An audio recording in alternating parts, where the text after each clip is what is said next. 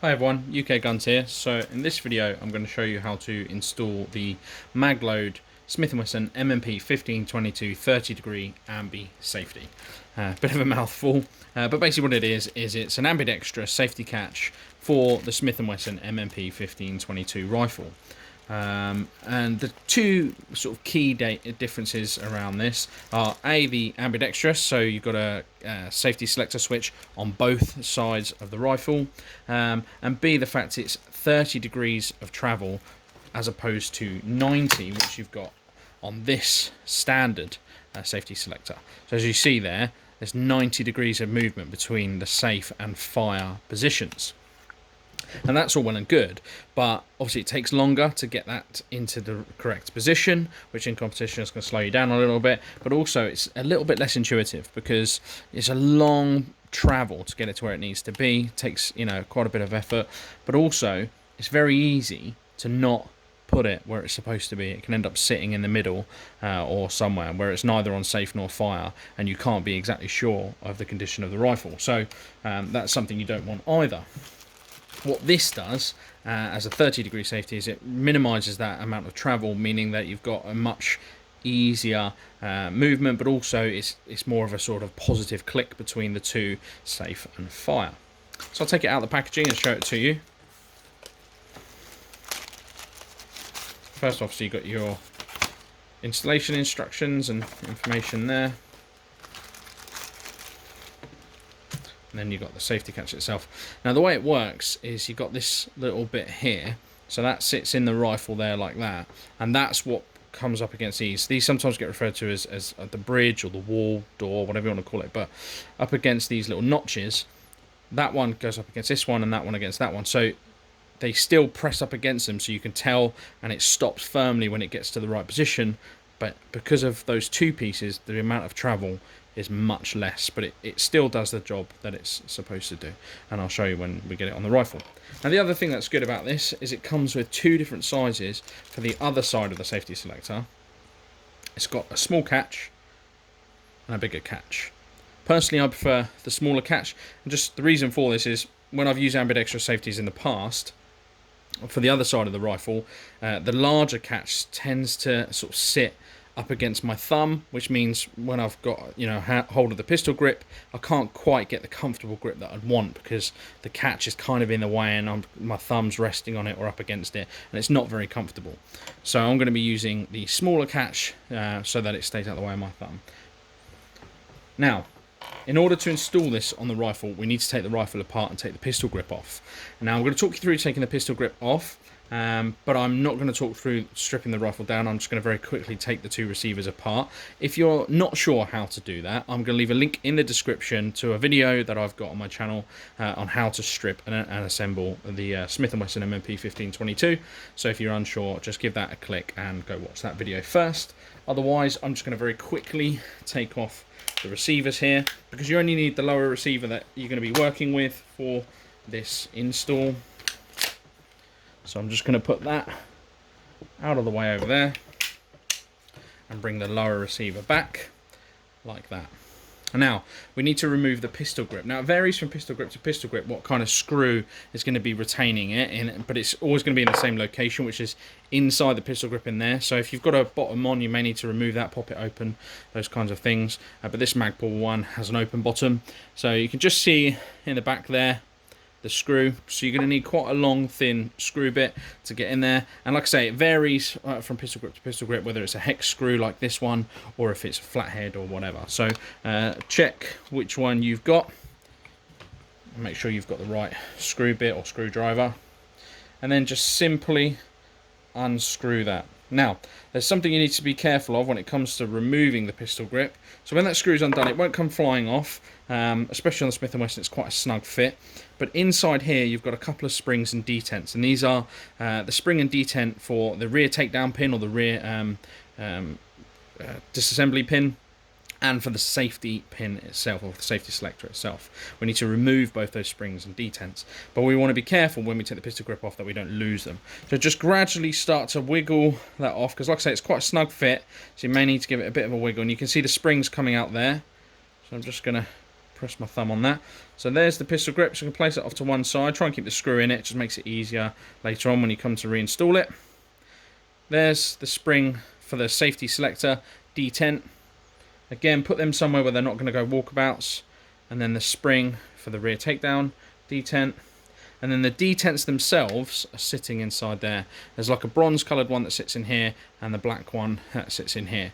So simply just tip that up into your hand. Give it you might need to give it a bit of a shake and a tap to come loose. So there's the one for the rear takedown pin. And that one doesn't want to come out. There we go. Okay. And there's the one for the safety catch. So keep them off to one side, keep them in a safe location because you don't want to lose those. Once that's done, once they're out, then the safety selector is no longer retained in the rifle. So just push it. You can see you've got this flat side. Just push it and you'll be able to then pull it out from the opposite side. It may take a bit of force, but that's it. That's all you need to do. So it's worth keeping that because if you have any issues with the new one or whatever, you can always go back and keep that as a spare. So it's pretty handy. So do keep that safe as well. Then take your replacement safety catch. Now make sure you line it up in the right part of the rifle. So you want to have the longer bit. It's going to sit in between the two, the bridges, doors, walls, whatever you want to call them. They're going to sit in between those two notches. So line it up like that. You don't want it on the other side of those because then obviously it's not going to function correctly. You want it to sit in between like so. And then make sure it's all the way through. So remember, it's not held in. Okay, so if you tip it, it will fall out.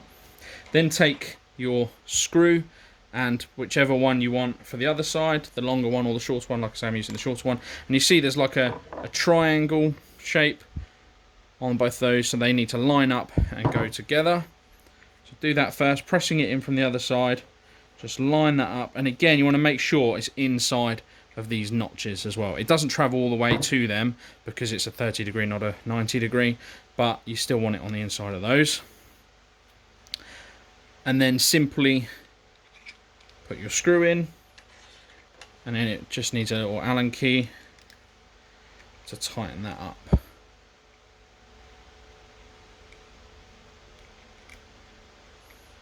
Now remember, you're screwing into polymer, so you want it tight, but don't over tighten it. Don't go as tight as you can possibly go. Just get it so it's tight enough that there's no wobble or wiggle, but don't overdo it. So that's what you want. So it's not wobbling around in the rifle, but it's sitting in there nicely. Now that is actually retained in there now because of the screw, but we still need our detents in there as well for it to work correctly. So turning that back over then, we now need to put our detents back in first. So the black, slightly larger one goes in first, and you've got, if you notice, there's like a pointy end and a flat end. The flat end is what the spring sits on. So the pointy end goes into this forward hole first, the hole that's nearest the trigger, and just simply line that up and drop it in. Like that. See, it sits just below there. And then the other one, as far as I can tell, it doesn't matter which way around it goes. I've taken this out a number of times. I always tend to, I've got like a kind of worn off side that I always put in first just so I know it's gone in the right way. But so far as I can tell, they're identical on both sides. It's both kind of rounded off. So just drop that back in there as well. And then what I do here, with the two springs, I put one in the receiver and the other in the pistol grip. I put the one that's for the rear pin, the takedown pin, into the receiver. And the other one I'm going to put in the pistol grip itself. So you see you've got the hole in here for it to go in. Now obviously it's not going to stay in there, so you need to kind of hold on to it until you get it over the rifle. Now here's where it's important. You don't want to crush or bend or twist these springs. So when you're inserting them into the rifle, make sure that they're sitting flat. And as you're pressing down the pistol grip back over where it sits, make sure that they are lined up and they're not twisted or crushed or bent off to one side, and that they sit properly. And then press that down like so, and then simply tighten up your screw in the pistol grip.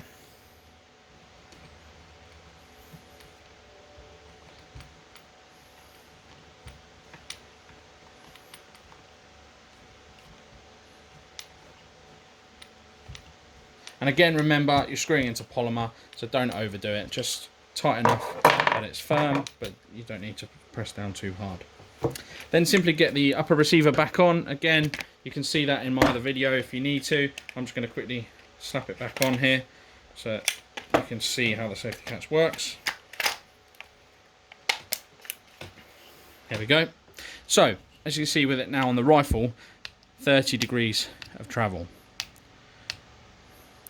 So much easier to get that on. What I also like, obviously this rifle is clear, it's just been apart. What I also like is that the safety catch can still be operated with the action fired off. Now you couldn't do this with the old 90 degree safety. If the action was fired off, it could only be in the fire position. Whereas now with this 30 degree safety, I can move it to the safe position even when the rifle hasn't been made ready. And I can then chamber around and it's still in the safe position. That's a nice little extra. You couldn't do that before. And it was always a frustration of, you know, before you went out to the range or whatever, you couldn't have the rifle in the safe selection. It had to be set to fire. Obviously, you know, just make sure you've got good drills, and that's not really a massive problem, but it is nice if you've got a safety catch that can be set to safe at all other times. Well, now it can. It can be set to safe, and then when you're ready to fire, just simply change up the fire, and off you go. And then when you're done shooting, back to safe again. So that's a nice little extra as well. I didn't realise you'd be able to do that. I quite like that, as well as that reduced amount of travel. Nice positive click. And obviously the smaller on the other side means it's not getting in the way. So, there we go, installing the Magload 30 degree Ambi safety on the Smith & Wesson. Thanks for watching.